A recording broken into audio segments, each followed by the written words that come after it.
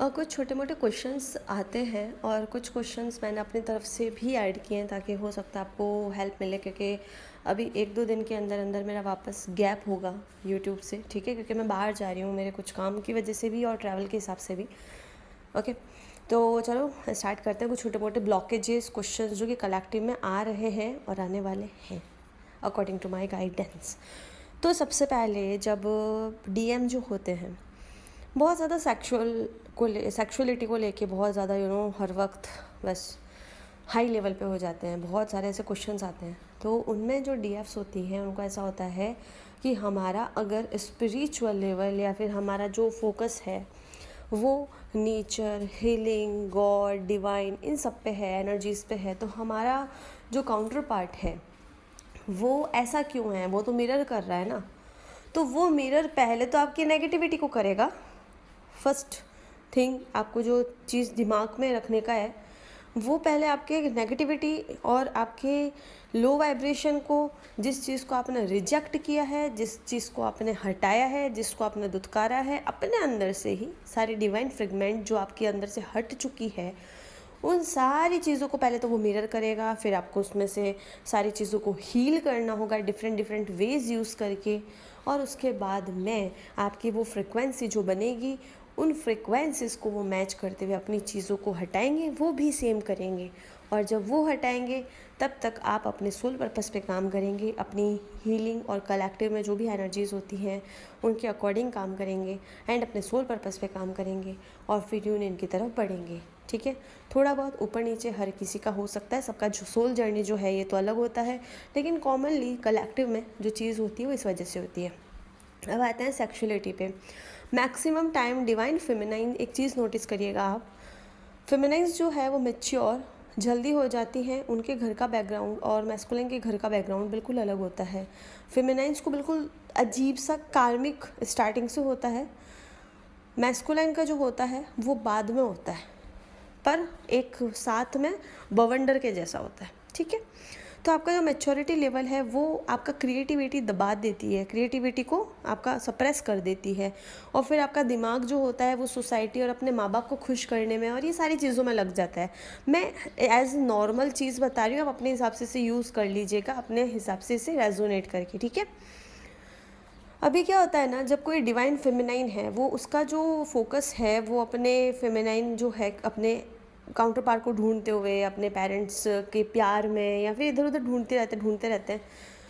तो कहने का मतलब है कि वो अपने क्रिएटिविटी को बिल्कुल दबा देते हैं, और उसके बाद में उन चीज़ों को लेकर के, जिन चीज़ों में उनका एक वुंड भी रहा है, डीएनए वुंड्स वगैरह, या फिर एक सोसाइटी का एक बिलीफ सिस्टम रहा है, उन चीज़ों को लेकर के, और बहुत सारे सर्कमस्टेंसेस होते हैं जहाँ पे सेक्सुअलिटी जो होता है,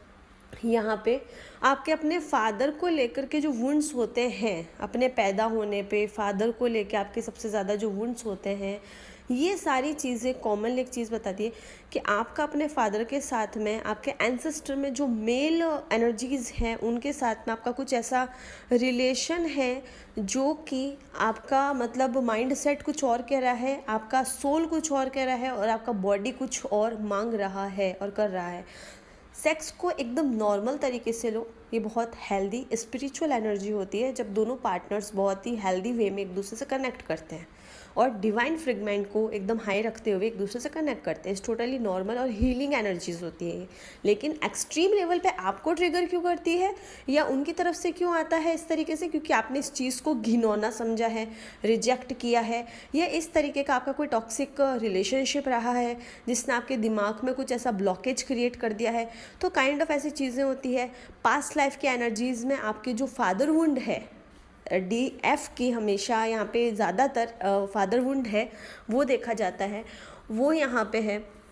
तो ये सारी चीज़ें कॉमनली है, बाकी सबके देखिए अपने अपने सोल जर्नी के हिसाब से, एक्सपीरियंस के हिसाब से बाकी चीज़ें होती है, लेकिन ये चीज़ जो है नॉर्मली पाई जाती है कलेक्टिव में। दूसरी चीज़ होती है कि बार बार अबंडेंस को लेके, करियर को लेके, फाइनेंस को लेके इतना ज़्यादा अप डाउन क्यों होता है। तो देखिए सबसे पहले नेचर इम्पैक्ट करती है फेमिनाइन को, फीमेल को, प्रकृति को। आप प्रकृति से जुड़े रहोगे ना तो वो चीज़ें हील होंगी। आप प्रकृति से दूर रहोगे तो रूट चक्रा के साथ साथ में आपका सोलर प्लेक्सस और आपका जो पास्ट लाइफ का जो सेल्फ लव वाला काम नहीं था पुराने इमोशंस ट्रिगर्स आएंगे ताकि आप अपने सेल्फ लव में जाओ। और जब सोलर फ्लेयर्स होते हैं और बहुत सारी चीज़ें होती हैं, अप डाउन होते हैं, तो आपको इम्पैक्ट पड़ता है उसका, ठीक है। अब उसका इम्पैक्ट पड़ता है यानी मैस्कुलिन एनर्जी का पड़ता है प्रकृति पे, तो आपके ट्रिगर्स भी हो सकते हैं आए, तो आपको फिजिकल लेवल पे आते हैं, लेकिन उसमें आपको सिर्फ ग्राउंडेड रह के चीज़ों को लेट गो करना है, क्योंकि वो एनर्जी बाहर कौन सी आती है, रिपीट कौन सी होती है, आपको चेक करेगी, ट्रिगर करेगी, कभी भी कर सकती है। और सबसे ज़्यादा तो आपको तब करेगी जब आप एकदम आपका सेल्फ लव में या तो बिल्कुल कमी होगी तब, या फिर आप बहुत खुश हो और आप सब कुछ भूल चुके हो, आप कोई जर्नी में हो या सब कुछ, आपको लगेगा अरे वाह मुझसे ज़्यादा तो हील्ड कोई पर्सन है ही नहीं इस दुनिया में, तब देखना एक ट्रिगर आएगा। तो आपका माइंडसेट जैसे ही आपकी जर्नी से हटा और दुर्घटना घटी, इस तरीके से, तो प्रेजेंट में रहोगे, नेचर के साथ रहोगे, नेचर आपको हील करेगी, क्योंकि नेचर एक खुद इमोशन से बंधी एनर्जी है जो कि आपको आपकी एनर्जी से कनेक्ट करके पुरानी एनर्जी से रिलीज़ करवाना है, आपकी एज अ मदर हेल्प करती है अपनी गोद में लेकर के, ठीक है। और तीसरी जो चीज़ है, बहुत बार ये भी पूछा जाता है, जब आपके खुद के सेल्फ लव में कमी होती है ना, जब इनर लेवल में कमी होगी तो फिजिकल लेवल डाउन होगा, जब फिजिकल लेवल डाउन होगा तो आउटर जो भी मैट्रिक्स की चीज़ें वो भी डाउन होने लग जाएंगी, वो आपको सेम टू सेम मिरर करेगी, और जो डीएम है वो डीप लेवल पे मिरर करेगा, ठीक है। और कभी भी आपको लगता है कि मैं शादी नहीं करूँगी या मैं शादी नहीं करूँगा, मुझे सिर्फ अपने ट्विन के साथ जाना है, फ़्लो में रहो, सिर्फ फ़्लो में रहो। आपका फ़ियर, आपके डीएम का फ़ियर, सबका जो भी फ़ियर है वो सब सामने आएगा। फ़्लो में रहोगे, पानी के साथ बहोगे, लाइफ का जो पानी का फ़्लो है उसमें बहोगे साथ साथ में, तो आप एकदम आगे बढ़ते जाओगे और आप उन टाइमलाइंस को क्रॉस करोगे, उसमें से गुजर के निकल जाओगे। लेकिन आप रेजिस्ट करोगे तो आप फिर ब्लॉकेज क्रिएट करोगे, फिर ना तो आप आगे बढ़ पाओगे ना पीछे जा पाओगे, आप बीच में रह जाओगे। फ्लो में रहना, पेशेंस में रहना और प्रेजेंट में रहना, नेचर और क्रिस्टल्स का यूज़ करना, सॉल्ट वाटर का यूज़ करना, अपने साथ सेल्फ टॉक अच्छे से करना, हर एक एक्शन को, रिएक्शन को कॉपी में लिखना, जिससे कि आप अपने आप को एनालाइज प्रॉपर कर सको और अपनी चीज़ों को देख सको, कहाँ रिएक्शन है कहाँ नहीं है। चीज़ें बार बार होती है तो एक होता है एक स्टबर्न नेचर या फिर एक ढीठ पाना आ जाता है किसी में भी, है ना भाई। लेकिन उसके साथ में अगर आपका हायर फ्रीक्वेंसी जुड़ जाए तो वो हील्ड एनर्जी कहलाती है, ठीक है। तो आपके साथ में चीज़ें बार बार होती है लेकिन उसको हील्ड बनाओ, अपने आप को पूरा हील कर दो।